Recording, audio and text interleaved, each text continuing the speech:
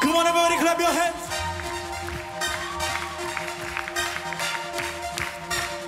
We believe in you.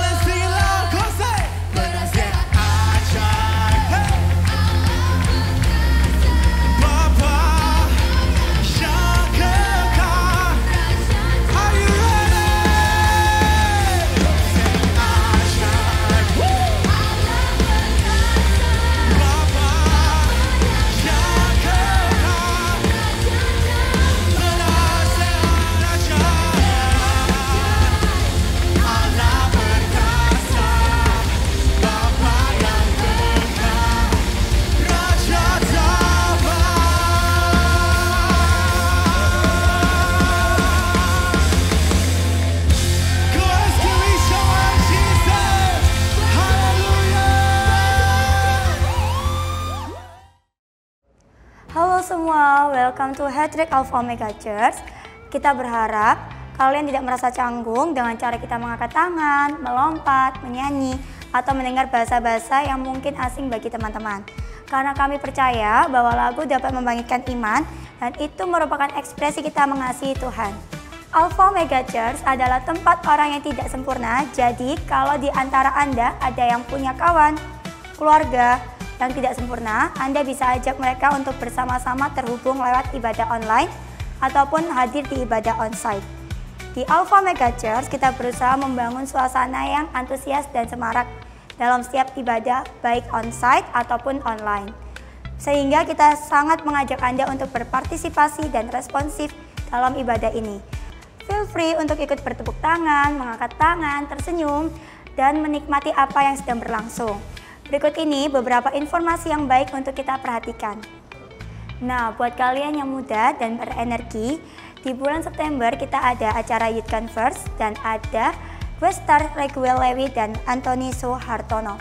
Catat ya, tanggalnya di 21 September 2024. Kita akan party bersama selama 1 hari dan akan ada workshop, party night, dan games yang seru-seru seperti badminton atau e-sport dan juga lomba-lomba vokal. So, tunggu info selanjutnya ya. Mari kita siapkan diri kita untuk diinspirasi pesan yang akan sangat membangun kehidupan kita. Enjoy the rest of the service. God bless. Halo semuanya, welcome to EOC Teen Online Service. Hari ini kita akan membahas topik kita yaitu Healthy Heart. Hari ini kita akan membahas tentang hati. Nah, kata orang, galau itu ada 5. Rupa-rupa rasanya. Nangis pusing, kelabu, mau muntah dan pilu. Nah, tahu nggak sih kalau misalnya galau di malam hari, orang-orang itu biasanya nyebutnya apa? Nggak tahu ya? Galau kalau di malam hari itu namanya galau in the dark. Oke, kita akan langsung aja bahas tentang hati hari ini. Kita buka bersama-sama Amsal 4 ayat yang ke-23. Amsal 4 ayat yang ke-23. Kalau sudah, boleh ketik di kolom komentar, katakan yes. Oke, kita baca bersama-sama ya. 1, 2, 3. Jagalah hatimu dengan segala kewaspadaan, karena dari situlah terpancar kehidupan. Sekali lagi ya, kita baca ya. Jagalah hatimu dengan segala kewaspadaan, karena dari situlah terpancar kehidupan. Jaga hatimu dengan segala kewaspadaan. Pertanyaannya gini, siapa yang jaga hati? Siapa yang jaga hati? Siapa yang jaga? Kita. Bukan Tuhan ya.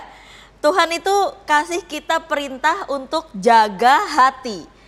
Itu bukan sebuah saran, juga bukan sekedar Tuhan lagi basa-basi, jaga hati ya. Enggak ya, itu adalah sebuah perintah. Nah, seringkali kita itu enggak sadar dan kita itu salah. Kita tuh doanya kayak gini, Tuhan tolong jaga hatiku. Dengan maksud kita mau lepas tanggung jawab, sehingga kalau terjadi sesuatu dengan hati kita atau dengan hidup kita tuh bisa gampang langsung blame it to God. Loh Tuhan, ini kan Tuhan yang jaga, kalau misalnya terjadi seperti ini ya udah, berarti sesuai kehendaknya Tuhan dong. Atau misalnya gini, Tuhan hati aku lagi pahit nih, aku lagi gak bisa memaafkan, tapi kan Tuhan yang jaga nih. Berarti ya ini sesuai kehendak Tuhan, aku tidak bisa memaafkan orang. Ngerti nggak maksudnya? Kalau misalnya nih kita masih hidup di dalam dosa, kita masih tertarik dengan sesuatu yang mengikat kita. Kita tinggal doa sama Tuhan, Tuhan aku nggak bisa lepas nih dari kebiasaanku. Berarti ini belum waktunya Tuhan ya. Kita maunya blame it to God, kita mau serahkan sesuatu itu ke Tuhan gitu loh.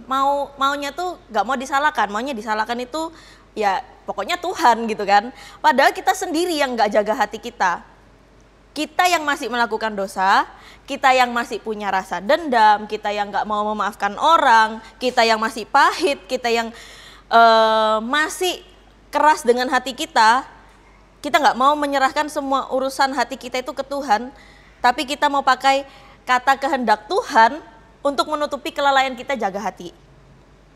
Kita pakai kata ya sesuai rencananya Tuhan, supaya apa? Supaya kita bisa melakukan apapun yang kita mau. Ini kesalahan yang sering kita lakukan. Ternyata kita tuh sering pakai kata serahkan semuanya itu ke Tuhan itu supaya kita tuh menutupi kelalaian kita jaga hati. Nah, ternyata punya hati yang bersih itu bukan tentang apa yang kita rasa benar. Hati yang bersih itu bukan tentang apa yang kita mau lakukan, apa yang kita tidak mau lakukan, tapi kembali lagi kepada kebenaran. Pertanyaannya adalah, apa itu kebenaran? Kebenaran itu bukan tentang hari ini aku feelingnya apa. Misalnya, hari ini aku feelingnya happy. Berarti itu adalah sebuah kebenaran. Atau misalnya, hari ini aku nggak mood ke gereja. Apakah itu sebuah kebenaran? Jadi bukan tentang feeling. Kebenaran juga bukan tentang apa maunya kita. Bukan juga tentang kayaknya seperti ini, kayaknya seperti itu, kayaknya sih gini, kayaknya sih gitu. No, kebenaran itu bukan tentang sesuatu yang kita bisa terka-terka, tapi kebenaran itu adalah sebuah kepastian. Sesuatu yang sudah pasti, hal yang mutlak, yaitu tentang dia sendiri. Kita baca bersama-sama Yohanes 14 ayat yang ke-6. Yohanes 14 ayat yang ke-6. Kita baca bersama-sama ya. Kata Yesus kepadanya, "Akulah jalan dan kebenaran dan hidup. Tidak ada seorang pun yang datang kepada Bapa kalau tidak melalui aku." Kebenaran itu tentang Yesus. Yohanes 17 ayat yang ke-17. Yohanes 17 ayat yang ke-17 kita akan baca bersama-sama.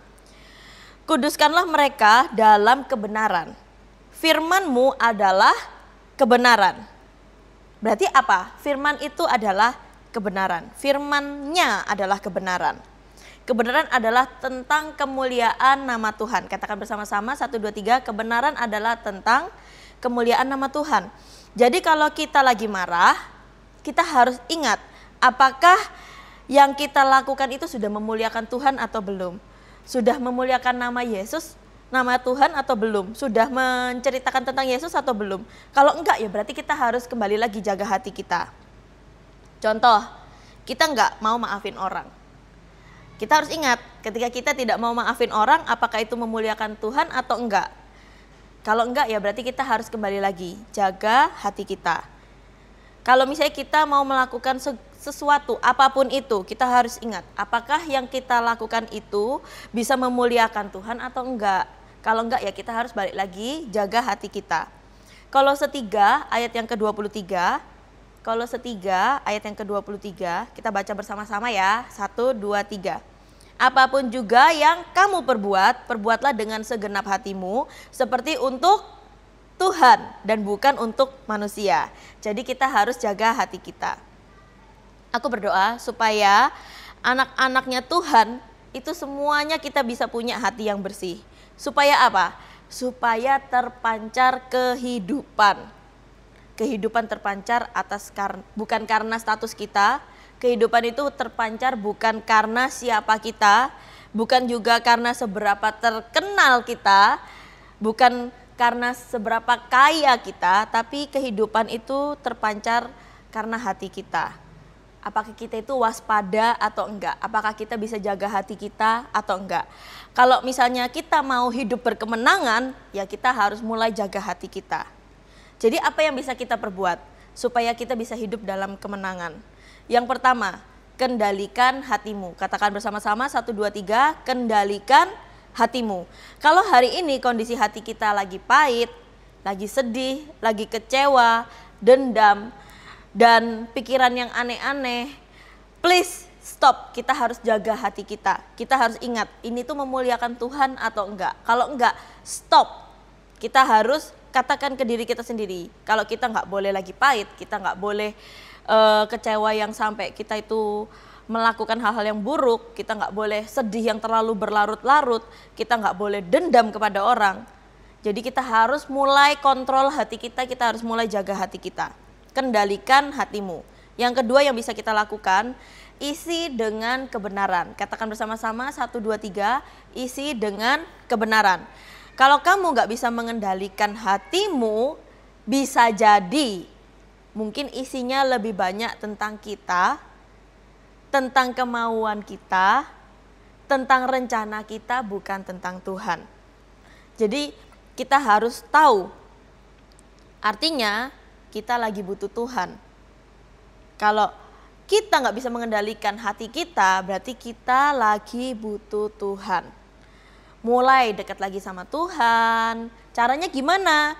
Kita perbanyak jam doa, kita mulai baca firman. Kalau kita nggak bisa baca, terlalu sibuk, kita bisa dengar firman Tuhan, kita bisa akses lewat YouTube, bisa lewat Spotify, Instagram pun kadang-kadang suka keluar firman, ya kan?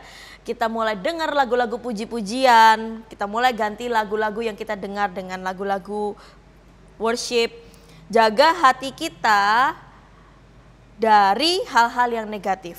Jangan isi hati kita dengan hal-hal yang negatif. Jangan isi hati kita dengan apa yang kita mau, tapi isi hati kita dengan Dia. Isi hati kita dengan Tuhan. Yang ketiga yang bisa kita lakukan, percaya pada Tuhan. Katakan bersama-sama 1, 2, 3, percaya pada Tuhan. Kalau hari-hari ini mungkin diantara kita yang lagi nonton, kita lagi rasa khawatir, takut terjadi hal yang buruk di masa depan, takut A, B, C, ini, itu, dan sebagainya. Hei, itu artinya iblis lagi mencoba untuk mengintimidasi kamu. Dia lagi coba untuk jauhin kita dari Tuhan. Jangan takut, jangan percaya sama kata-katanya iblis. Kita lihat sama-sama Filipi 4 ayat yang ke-6 sampai yang ke-7. Filipi 4 ayat yang ke-6 sampai yang ke-7. Kita baca bersama-sama ya. 1, 2, 3. Janganlah hendaknya kamu khawatir tentang apapun juga, tetapi nyatakanlah dalam segala hal keinginanmu kepada Allah dalam doa dan permohonan dengan ucapan syukur. Damai sejahtera Allah yang melampaui segala akal akan memelihara hati dan pikiranmu dalam Kristus Yesus. Percaya sama Tuhan, Dia pasti jagai kita. Dia pasti ada beserta kita, beserta dengan kamu dan saya. Dia akan tinggal di dalam kita, Dia tidak tinggal diam kalau kita dicobai, dan Dia pasti sudah merencanakan yang terbaik buat kita. Amin. Amin. Kenapa Tuhan susah-susah pelihara kita? Kenapa Tuhan mau susah-susah, repot-repot pelihara kita? Karena apa? Karena Dia sayang dengan Anda dan saya. Dia sayang dengan kita. Jangan mau diintimidasi dengan hal-hal yang jelek. Jangan mau diintimidasi oleh iblis, dibikin kita ini khawatir seakan-akan tidak ada masa depan dan harapan. Padahal Tuhan sudah menjanjikan masa depan yang terbaik buat kita. Dan kita semua harus percaya janji Tuhan ya dan amin. Ada amin? Oke, kasih emotik tepuk tangan dong di kolom komentar. So, hari ini apa yang kita pelajari? Jaga hati itu bukan tugasnya Tuhan, bukan tugasnya orang lain, tapi itu adalah tugas kita.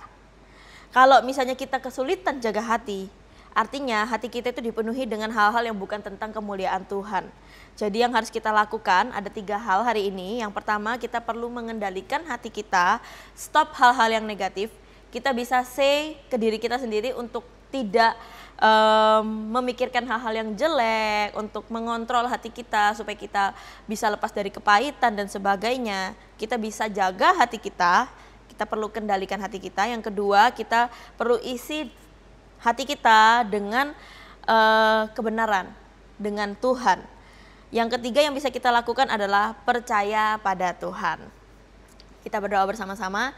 Tuhan Yesus, thank you buat hari ini Tuhan. Thank you Tuhan sudah izinkan kami mendengarkan sebagian dari firman-Mu Tuhan. Kami berdoa Tuhan supaya anak-anak-Mu Tuhan bisa menjaga hati Tuhan, bisa mengisi hati kami dengan Engkau saja Tuhan. Berdoa Tuhan, Tuhan yang terus pelihara kami Tuhan, Tuhan yang terus ada buat kami Tuhan. Biar kami tahu Tuhan bahwa janji Tuhan memang benar-benar Kau nyatakan di dalam kehidupan kami. Biar orang-orang juga bisa melihat bahwa Tuhan berjalan beserta dengan kami.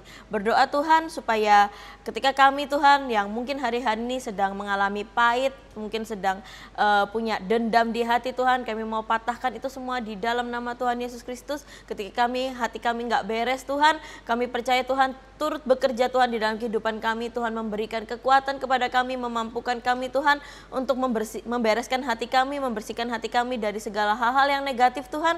Karena kami percaya Tuhan, kalau kami jalan sendiri kami nggak mampu, tapi ketika Tuhan yang turut campur tangan, kami dimampukan Tuhan. Thank you Jesus, kami berdoa Tuhan supaya setiap kami di tempat ini, dimanapun kami berada Tuhan, bisa punya hati yang bersih, punya hati yang sehat, supaya nama-Mu saja yang terus dipermuliakan lewat kehidupan kami. Thank you Jesus, hanya di dalam nama Tuhan Yesus kami sudah berdoa dan mengucap syukur, haleluya, amin. Thank you semuanya, God bless you, see you.